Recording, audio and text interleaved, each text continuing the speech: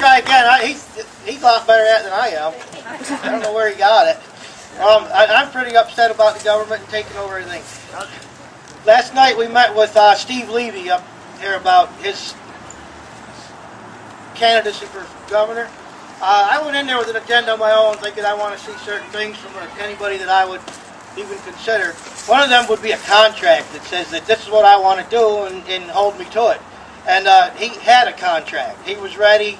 It's like the man's been listening to me for the last 3 months. And I've been talking to a lot of businesses around Western New York about the way things are going. He is very interested in putting caps on all this outrageous spending, which he mentioned the lottery money. Everyone wants to know where that went. Lottery money did go to the schools, but what it did was the school said, look, we got all this money, let's spend more.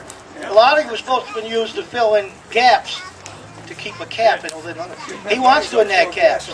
He wants to put caps on our local taxes. I found out last night the property tax in New York, percentage-wise, we pay more than almost anyone else in the nation. He would love to put an end to that. We confronted him about being from the city, and what about our ignoring Western New York? He actually had a pretty good counter to that his caps would make it even across the state, and money would be distributed more evenly, or at least paid into the pot a little better. And I'm very excited about that. Hopefully all the rest of you can hear a little more about him and look into him. Tough. Steve Levy. I also would like to say thank you, let you know there are an awful lot more people out there that are like-minded. I personally spoke to several hundred that I thought would be here, and we're not alone, but there's a lot of work between now and November. All of us are going to have to get busy in getting other people motivated. I myself will be available for information of elected officials and there are many websites to find conservative candidates for office. We could all work at that. There's a few offices that need to be filled.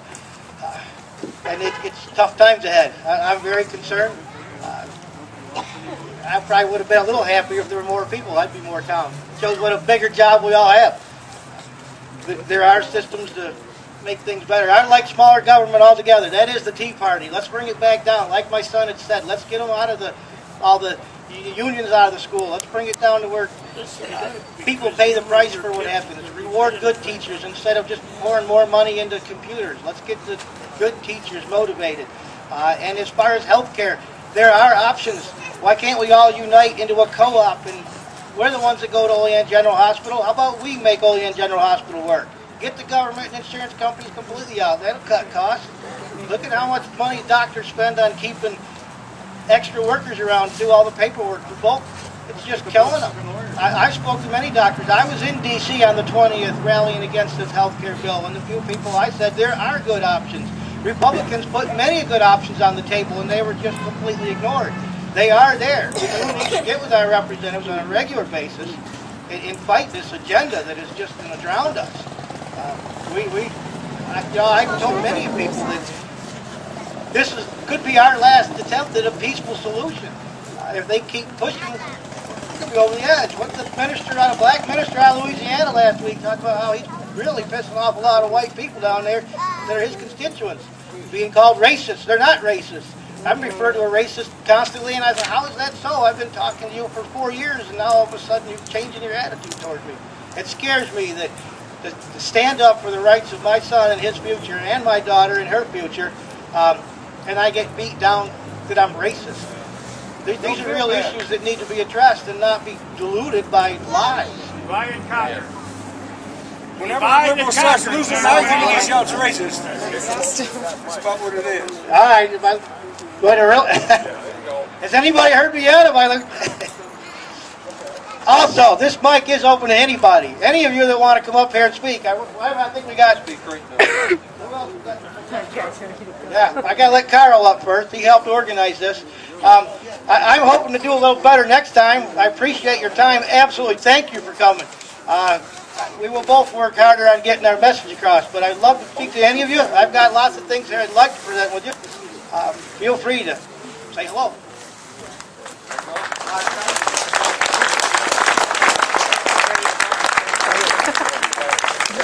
Afternoon, my name's Charlie Briggs. I live in the town of Olean.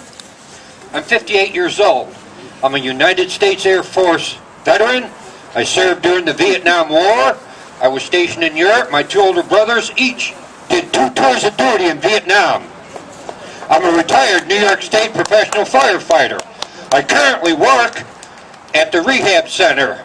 I'm a night manager of a home that houses kids with mental health illnesses. I came here because our country, I have never seen it in as bad a shape as it is today. And we have to do whatever it takes to get it back. We recently, this country passed a health care law.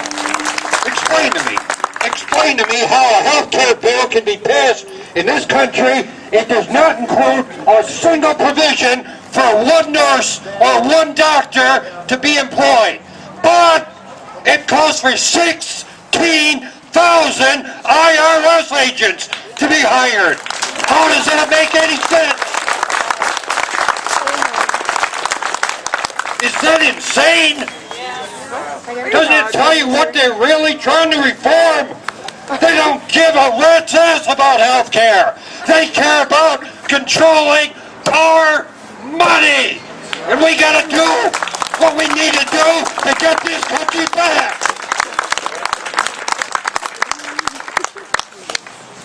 I didn't have any dreams of talking to you people today, but I get so fired up when I think about how bad a shape this country is in.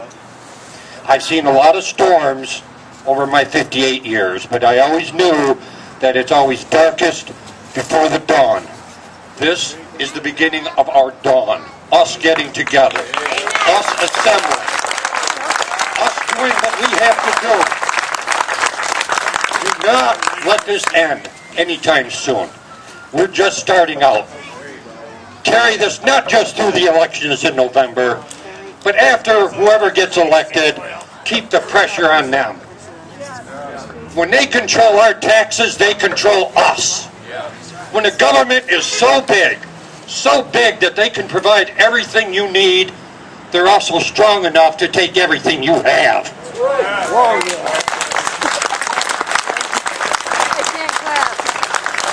I thank you for letting me spout off here. God bless this country. God bless every one of you.